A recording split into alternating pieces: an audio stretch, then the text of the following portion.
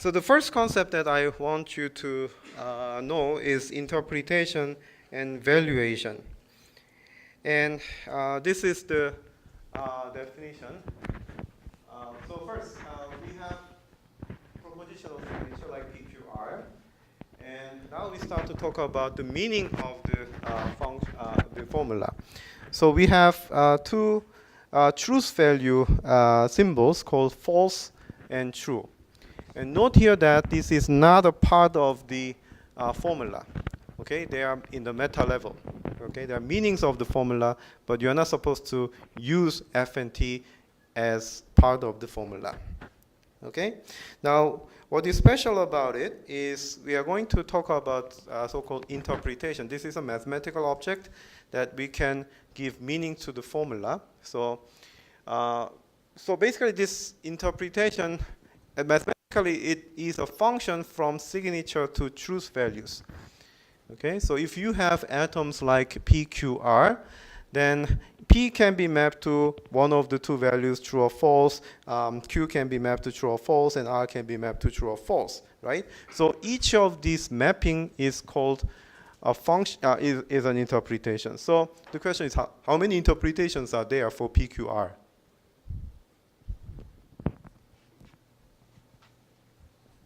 How many interpretations are there? How many functions are there from PQR to truth values? 6? 9? 8? Yes, 8 was actually the midterm problem, right? So we had 3 elements in the domain and 2 elements in the range. So then you have 2 to the power 3 functions. So basically this is same as what you already know. It's just a function. We just give the name interpretation to this special case of functions where the domain is a set of atoms and the range is truth values. But it's basically just a function. Okay? So there are 8 functions. And you can think about each of these functions as a possible way to understand the world. So in some world that P can be true, in some other words P can be false. Okay, remember the taxi example. So in some world taxi can be late, in some world taxi is not late. Train was late, train was not late. John is late, or John is not late. Okay, so those are the possible interpretations, possible way to understand each symbol to be the true or false. So there are 8 possibilities. That's the whole possibilities. Okay, so if you imagine that PQR represents some particular fact about the world, in this case, you're only considering 8 possible worlds. Okay? So that's one thing. The other thing is there is some special table that is associated with the symbols. So if you have negation symbol, this is also a function. Okay? This function negation takes the truth value as an input and outputs another truth value. Okay? Again, this is a function. Okay, so for this negation function, it works very special way. If you give true, it returns false. If you give false, it returns true. Now note here that this, I don't want to confuse too much, but this negation function is not the same as negation as in formula yet. Okay, in the formula you can put a negation in atoms or some part of the formula, right? This negation is actually a function. It's not a symbol in propositional logic. It is taking an argument of truth value. So they are actually syntactically different. Okay? Now for the conjunction, disjunction, implication, equivalence, they all have also the associated truth table. And maybe you have seen this table before. If not, don't worry, because this is basically very intuitive to understand. So if you can take X to be true or false and Y can be true or false, how many interpretations are there? 4, right? So false, false, false, true, true, false, true, true. These are the all possible combination. Now for the conjunction, it's same as in English sentence and, right? So for this one, if you look at this, it's only one case that is true. When both of them are true, only in that case the conjunction returns true. Otherwise, it returns all false. Right? Because that makes sense. You have to do this and that, okay, if you did only one, that you didn't actually fulfill the end statement. Similarly for the or, okay, in the case of or, when this is false, it's only when both of them are false. All other cases, it is actually true. Okay, so same as you can play outside if you do this task one or this task one. Okay, then usually people try to do only one task. But anyway, that does not matter because you fulfill the or condition. So this is easy. Now the most difficult part I observed for 15 years of teaching in the ASU. No, 14. This one, implication. Implication is the most difficult because it does not actually convey your intuition well. It may seem to be, but there are many cases students are confused and they cannot actually understand, cannot explain why. So here's the thing. Let's actually look at this, the definition. This is a definition, so it's useless to argue about why this makes sense, right? But so the definition-wise, it says, the implication can be only false when X is true and Y is false. So true implies false is false, but all other cases, it is actually true. Okay? Now, obviously, people say that, well, true implies true is always true, right? That makes sense. But what usually people don't get is actually when false implies false, why is it true? Okay? So I'm not going to answer this question now. When you go through this, we can come back to this issue. But for now, I want you to just take this for granted. So when X is false, okay, we are going to do some exercise problem today, and hopefully that nobody gets confused about it. When X is false, then regardless of what you have for Y, X implies Y is always true. Okay? Okay? So let me tell you the precise answer I can give you after I go over the soundness and completeness theorem. And that's probably next lecture. If you just want to have a quick idea why this is the case, then it's similar to the natural deduction. When you have false bottom, then you can derive any formula. Same as that. If you have false, then you can say anything about the Y. It has some analogy there. Okay? If somebody makes nonsense, then this sentence is always true. Okay?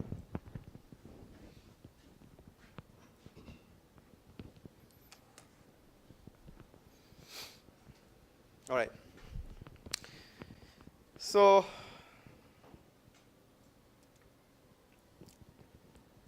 that's interpretation.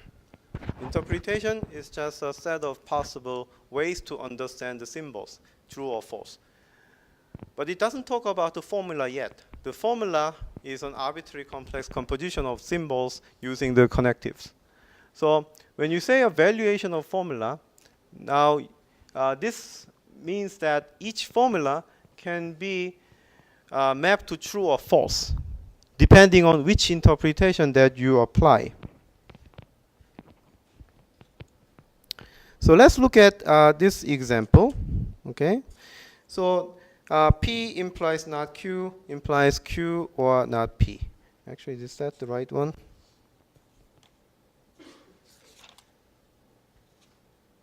Yeah, okay. So how do we evaluate this formula? So we can.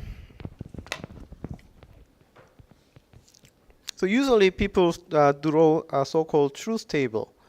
Okay, so PQ, and PQ can be false, false, false, true, true, false, true, true. Okay, and then apply these to more complex formulas.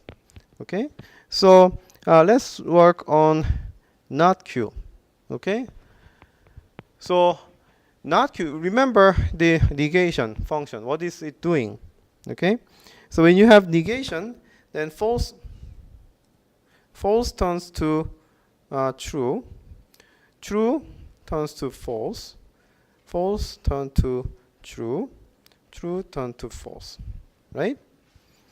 Okay, and then you also build up another one, P implies not Q. Okay, so let's do this together. P implies not Q. So you look at this guy, false implies true. Is it true or false? Somebody say false, it's not that. So this is actually true. Again, this is one case that I want you to be cautious.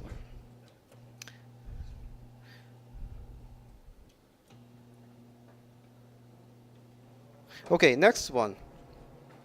Is it true or false? So next one is false implies false is actually true. Next one? True. Next one? False. Okay, good. Now, the other thing is Q or not P. So let's do not P first. Not P flips the case for P. So this is true, true, false, false. And then now let's talk about Q or not P.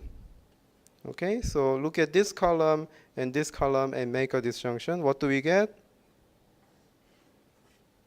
True, true, true, false, true.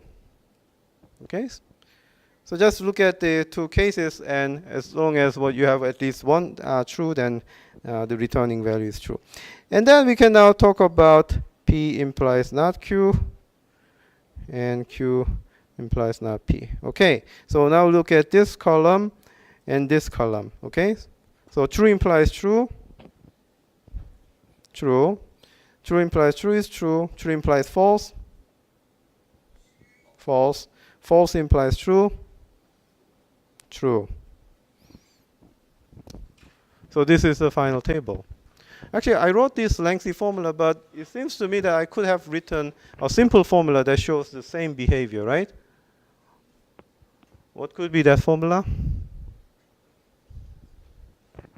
So what is the simple formula? Instead of this guy, I can write here so that I can return true, true, false, true for the combination of PQ values. P implies Q. P implies Q. Yes, P implies Q. And not somebody say Q or not P, that's also true. Okay?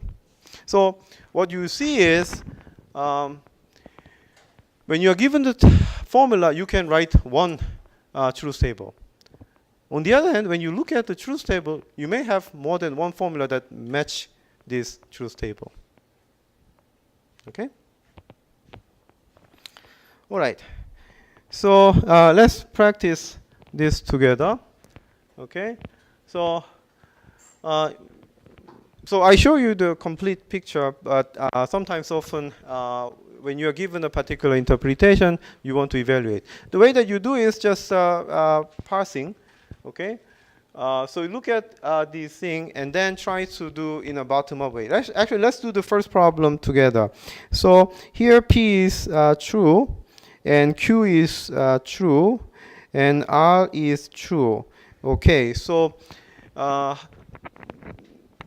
valuation here, valuation, the formula, is actually what is the value in the root node.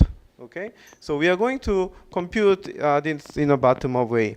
So suppose you have this true. By the way, this is the same example that we talked before when we do the parsing the propositional formula. Okay, so if you are not familiar with how to convert this formula into tree, go back to the lecture and make yourself familiarized with this concept, because we are going to do this satisfaction checking a lot. Okay. So I want you to do this, gain some skill here. So if this is true, then this guy is false, right? Okay. And Q was actually true here. So I can actually copy all the truth value in the leaf node. Okay. And this node is false and true. So this becomes false. Okay. And at this point, I don't actually care, right? But let's actually do this bottom up. So this guy is true and false. So true or false is true, and this was true and true, this is true, and this is false implies true, which is true. Okay? I just did it in the bottom of A, okay, using the table that we saw earlier. Now, again, false implies true, okay, is the tricky case, right? I said in the middle that I don't need to actually look at the right subtree, because if the left subtree is false, then whatever that you have on the right subtree, false implies anything is actually true. Right? Okay. So the answer to the first question is actually true. Okay, so it's a good time to do the next one in Socrative. So this is true-false question, and see how many of you can get this right.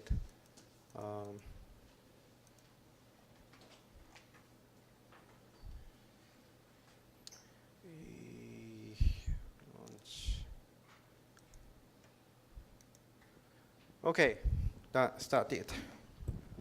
So the second problem is when P is false, Q is true, R is false.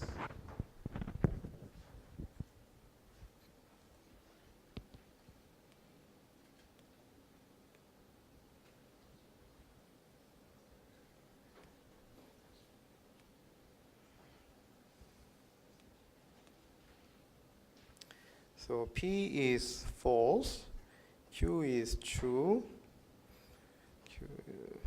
and R is false. So this is the case.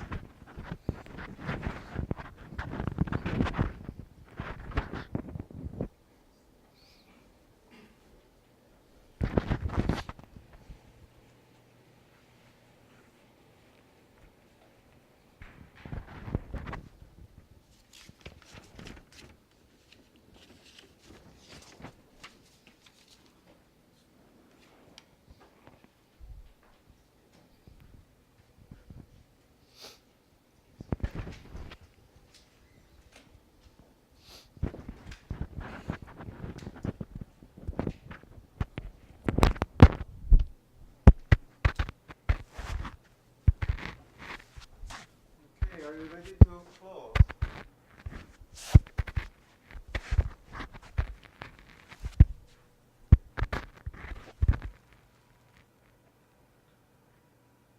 Okay, so let's open. Two people didn't submit. Now only one person didn't submit. If you constant, yeah, okay.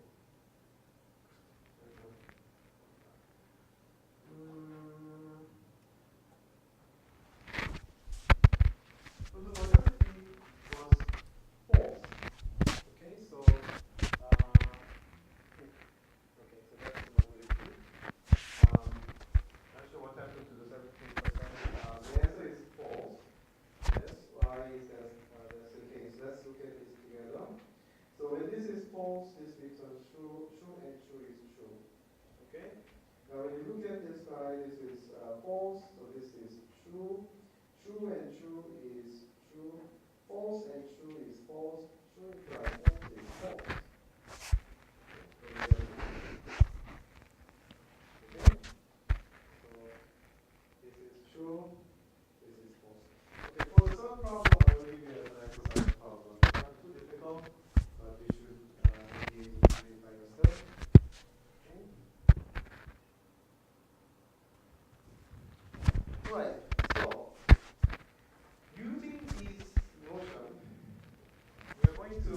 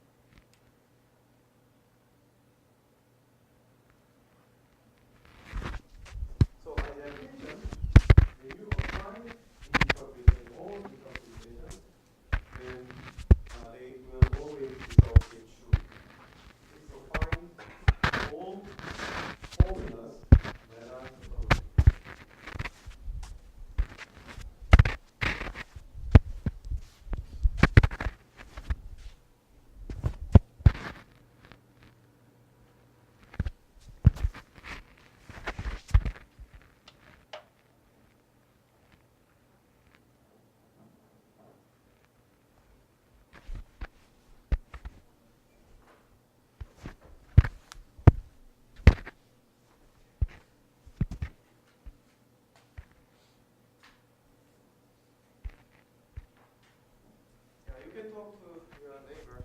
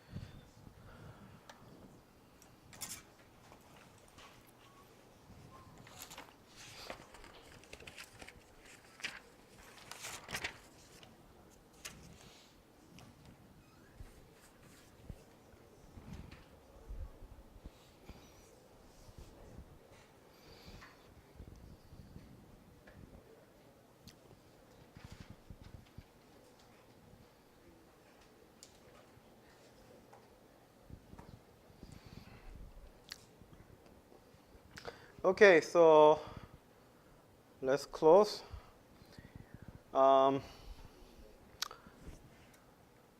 actually, many of you chose 1 to be a tautology. Also included 2. Some students also said 3. And some of you honestly said, I don't understand. So I appreciate that. Okay, so let's do this together. So what I ask you to do is when you look at this one, okay, how many interpretations can you apply? How many interpretations can you apply to check this is a tautology? 4, right? So P is false, Q is false.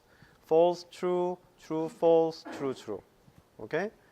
So I actually ask you to do 4 checking for problem 1, another 4 checking for problem 2, another 4 checking for problem 3. So I just ask you very CPU intensive job.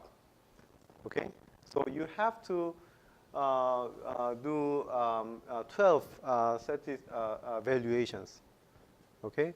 And surprisingly, many of you actually did well. So the correct answer is 1 and 2. Okay? So they are tautologies. Okay? Now, if you apply the truth table, as I just said, you're doing the 12 valuations checking. Okay? Now, you may have noticed that 1 and 2, all of them returns true. Okay? If not, let me know. If some of you got false for 1 and 2, no. Okay, so now for the third one, this is not a tautology. Okay? So what is an interpretation that makes this formula to be false? If it is not a tautology, by definition, that means there is an interpretation that makes this formula to be false. So what is that interpretation? P is true, Q is false. Yes. So if P is true, so this is true, false, right? So true implies false will give you false. Again, true implies false, give you false. Okay, I didn't draw the path tree, but if you mentally draw it, you can evaluate in a bottom-up way.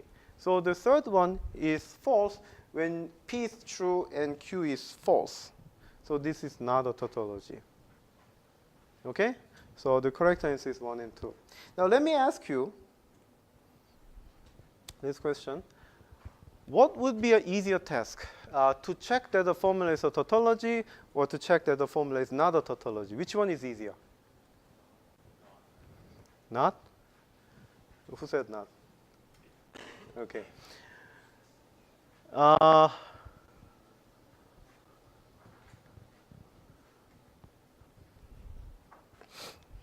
So it seems like that's the case, right? If you are checking this is not a tautology, then all you have to do is to find one example that makes the formula to be false. Okay? However, the complexity of these two problems are actually the same. Okay? Because so suppose you want to apply that to the first formula. So you want to check that this is not a tautology. Right? You want to find an example that makes this formula, the first formula, to be false. How many cases that you have to consider? One? So which one is that? Because of the way implies works, you Yes. know that it will only be false if the first one is true and the second one is false. Right. So you try to reason Can you? out a way to... Right. So how many interpretations do you have to apply to find that one? There are 4 interpretations, right? Yeah. And how many do you have to try? Yeah, all of them, I guess. All of them. Because none of them actually give you the one that you want, right? So in order to find it, you have to go through all interpretation. But nonetheless, if you're lucky, then like the third formula, you can say this is not a tautology. So in practice, if you want to check something is a tautology or not, that's a good idea. Try to find an interpretation that makes the formula to be false. That's a good way to go. Okay? If you try hard and if you cannot find it, you will find yourself ending up enumerating all interpretations. Okay? And none of them give you the formula to be false. That means this is a tautology. Okay? All right, good. Next one. So, like tautology, satisfiability is also similar in the sense that we don't need to talk about a particular interpretation. By definition, we say a formula is satisfiable if there is at least one solution. If there's at least one interpretation that makes the formula to be true, then we say this is satisfiable. Again, we are applying the same thing here. So let's do this quiz.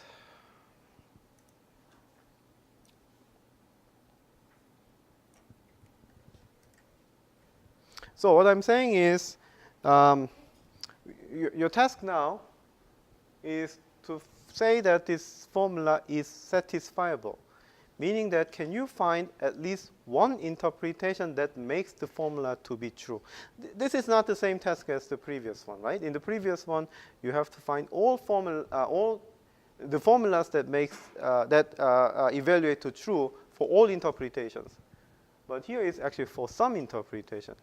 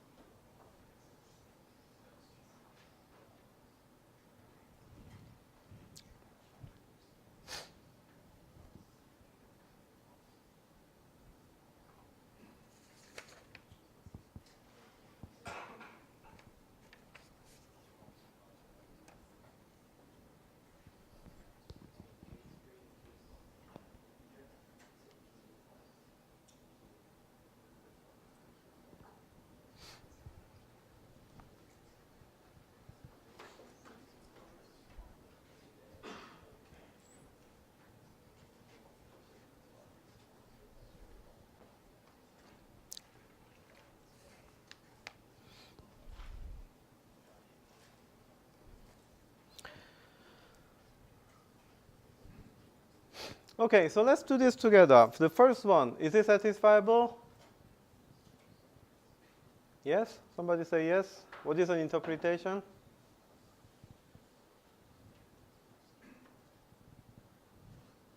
Somebody said yes. It was a tautology, and every tautology is satisfiable, right? So every tautology is a satisfiable, meaning that tautology means that for all interpretation that the formula is true. So that obviously satisfies the condition. There is some interpretation that satisfies the formula. Okay? So it's obvious tautology has at least one interpretation that makes it to be true, right? So this is satisfiable. You can actually choose, say, PQ to be true, right? So true implies true is true, true implies true is true, so the whole thing is true. Okay, so that's yet another way. And similarly, for the second one, this is also satisfiable because if you apply true to PQ, that's also the case. Okay, what about the next one? If I say true, true, will that be true? Let's play that. If I say PQ is true, okay, is this formula true or false? False, right? If I say P and Q are true, then the antecedent here is true, but this one is actually false because Q is false, conjunction with true is false, so true implies false is false. Does that mean that this is not satisfiable? No. It simply means that I was unlucky that the interpretation I tried was not the one that we are looking for. There could be another interpretation that can satisfy this formula, that can make this formula to be true. So having one interpretation tried and it doesn't make the formula to be true doesn't mean that the formula is not satisfiable. There may be some other interpretation that makes that to be true. Okay? So if you make, let's say, Q to be false now, what happens? P is true, Q is false, right? This guy is false, and false implies anything is true. So this is this interpretation that makes the formula to be true. So we found one interpretation that makes it to be true. All right, so let me now ask you a similar question. Which task will be easier to check whether the formula is satisfiable or not satisfiable? So for the satisfiable, meaning that you need to find at least one interpretation that makes the formula to be true. If it is not satisfiable, meaning that all interpretation that you tried, all of them fails. They make false. So which one is easier to check? And that goes back to the same argument. So conceptually, if you're lucky, then you can find satisfiability easily. But if you're not lucky, ultimately you are going through all possibilities. Okay?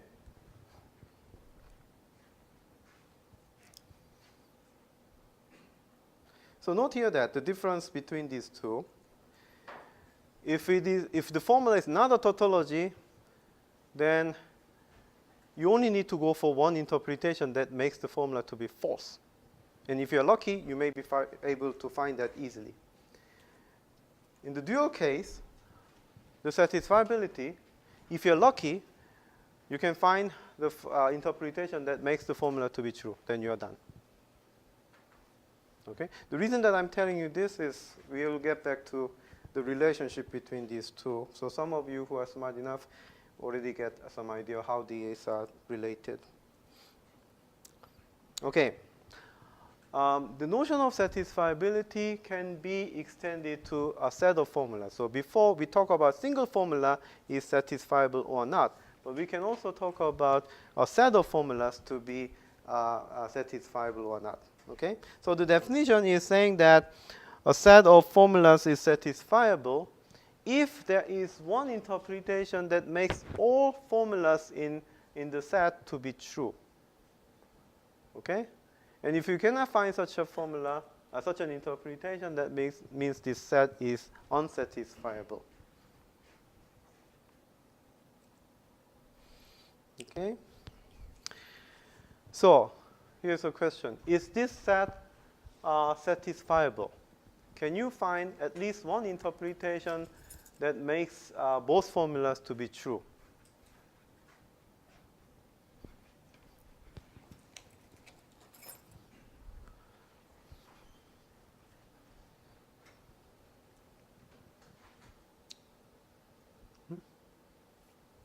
Is this satisfiable?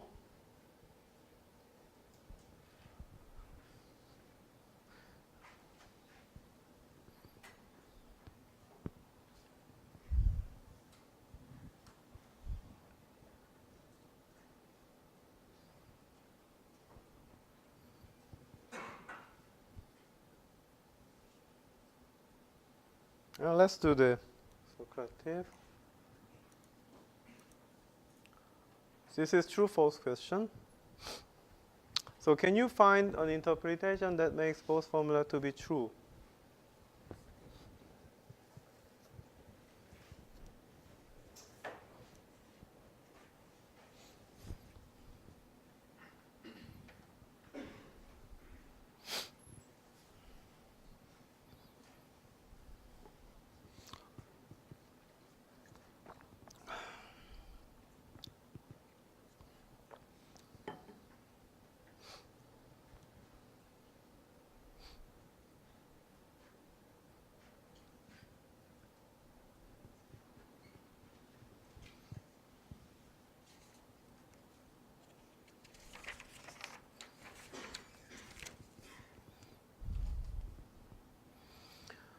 Okay, so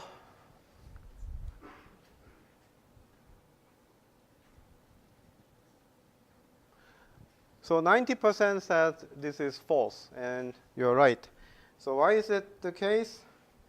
Well, in order to make this to be true, P and Q must be false. There's no other choice that you can do.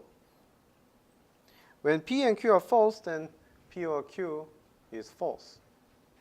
Right? There's no way that you can make this set to be satisfied. But the only hope was when P is false, Q is false, this could be true and true. But if you do that, P and Q are both false, then the disjunction is false. So you cannot find it. Okay? Or if you, the naive idea is, of course, you can enumerate all four interpretations and check it. Okay? What about this one? Is it satisfiable or not?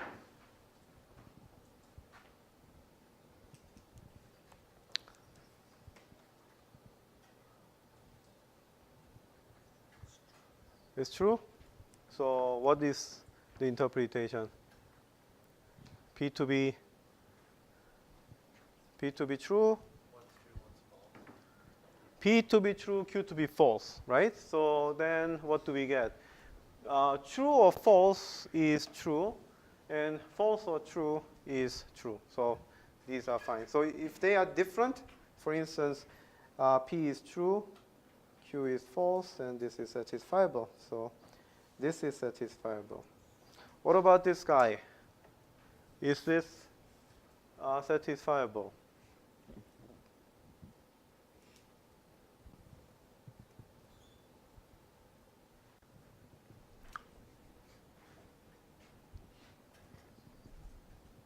Let's do this Socrative.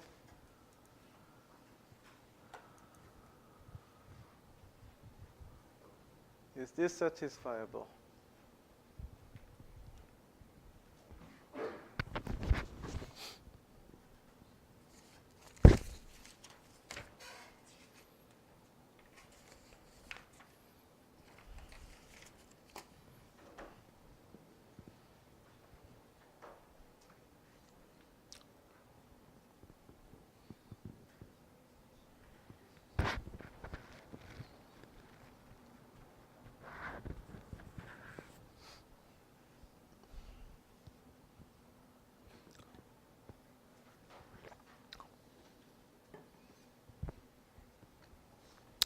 Okay, so the answer is true, right? So you can argue this way. These two formulas has to be true, right? So then P must be false and Q must be false. In that case, P implies Q is also true.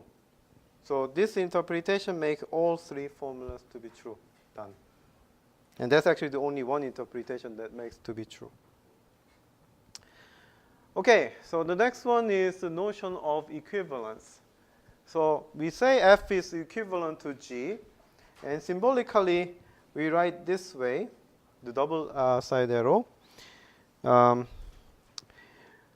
For every interpretation I, their truth values are the same. Their valuations are the same. Okay? So when you write the truth table, okay, the truth table for F and truth table for G, they are identical. When one is true, the other is also true, vice versa. Okay? It doesn't mean that all of them must be true or false, but both of them should agree on the truth values. When one returns true, the other should return true. When one returns false, the other returns false, and vice versa. In that case, we say F is equivalent to G, and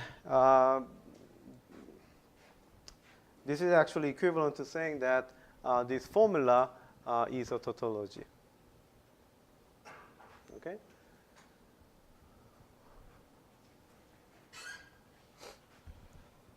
All right, so which formulas are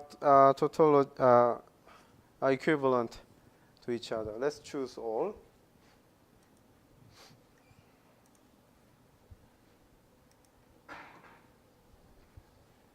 So meaning that when you apply the interpretation, okay, they return the same truth values. Okay, among the 1, 2, 3, 4, which are equivalent to each other.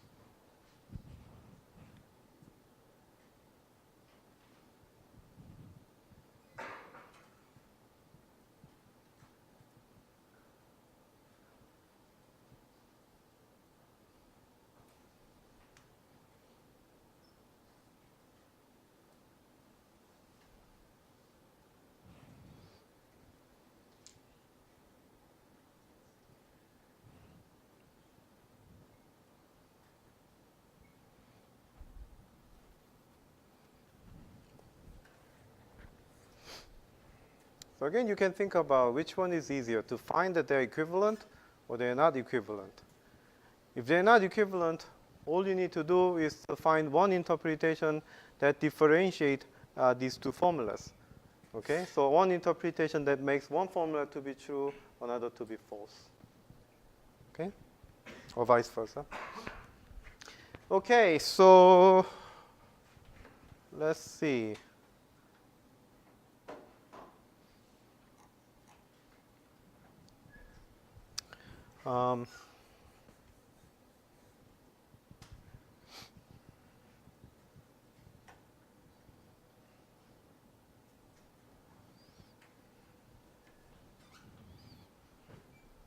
So a bit diverse answer. 1, 2, 1, 1, 2, 2, 3, 1, 2, 4, 1, 3, 4, 1, 3, 2, 1, 1, 4, 1, 4. Yeah, so one is more mostly repeated, maybe followed by 4, but also 2 and 3. So I cannot really say the pattern here. So let's look at this together, which are equivalent. The first formula, both of them are actually tautologies. So P implies Q implies P is a tautology that we saw before, and P or not P is obviously a tautology. So tautology returns true for all rows. So this is actually equivalent. Okay. Now the next one is a bit tricky. Okay. So are they equivalent?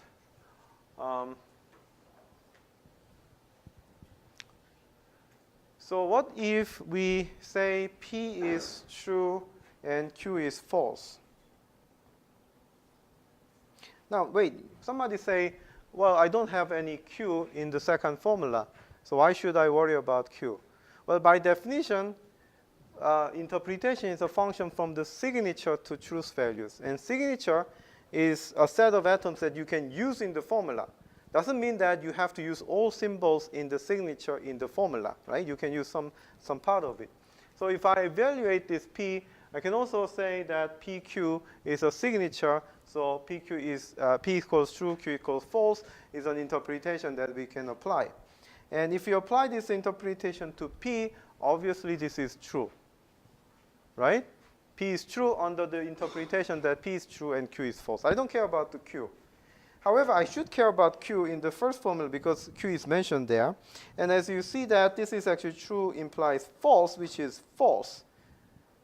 And again, P is true, so true implies false. The first one is false under this interpretation. Second formula, P is true under the interpretation. So if you apply this interpretation, you will see that these two formulas work differently. Okay, the first formula returns false, the second one returns true. So this is not equivalent. Okay? Okay, and the third one, P implies Q is never equivalent to Q implies P. We did something like that earlier in the semester. And you can easily check maybe true, so same interpretation actually, P equals true and Q equals false here. So P implies Q is P equals true, Q equals false. P implies Q is false, right? What about Q implies P? False implies true is now true. So if you apply this interpretation again, you see they are different. Okay? What about the last one? What is the interpretation for bottom? I actually didn't say that. But bottom is always false, regardless of which interpretation that you apply. So all the rows in the truth table, bottom will return false. This is absolute falsity. What about this? Wait, so let's say if P is true, Q is false. Again, the same interpretation. What happens? Well, P is true, Q is false. That makes this to be false. And false implies anything is true. So if I apply this interpretation, the left formula is true, the right formula is false. So they are not equivalent. Okay?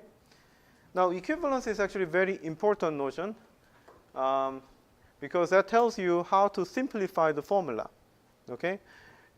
In some branches of mathematics, all you need to do is just simplification. When you do the algebra, you have given the polynomial equation. And in the end, what you are doing is solve for x. X equals some value. And what you are doing, all this process is just a simplification. Okay? And what method that you use? You use a lot of algebraic property, law of some exponent, and so on and so forth. You simplify it. Similarly, in logic, you can write something in a very complex formula, but you can also write in a simple way. And you want to check whether these are actually doing the same thing. Okay, this is called equivalence checking. Okay? So it's actually good to know those kind of equivalent formulas so that you can easily manipulate. Okay? So one of the well-known things that we actually saw from the natural deduction is P implies Q is actually equivalent to not Q implies not P. Okay? And P implies Q is actually same as not P or Q. And P implies Q's negation is same as P and not Q. Okay? And P and Q implies R is equivalent to P implies Q implies R. Now, if I ask you to prove why they are equivalent, okay, what you can do is to draw the truth table, okay, and show that all the truth table, they coincide. Okay? At this point, I don't want you to use natural deduction because the definition of equivalence is not in terms of natural deduction. Equivalence here was defined for the interpretation. Okay? Don't try to use natural deduction. We'll get back to that when we have covered soundness and completeness theorem. Okay? So for the next class, I want you to do these two problems. Okay? If somebody can volunteer, I'll appreciate. So these are the questions. So the first question is, this conjunction can distribute over disjunction, and disjunction can distribute over conjunction. So how do we know that this is true? But also note here that the next question is, does disconnective distribute over equivalence? So what I mean by that is, suppose I change this to the equivalence, okay? Does it work? Actually, this one. Okay, can this be distributed over equivalence? Okay, so you can check it.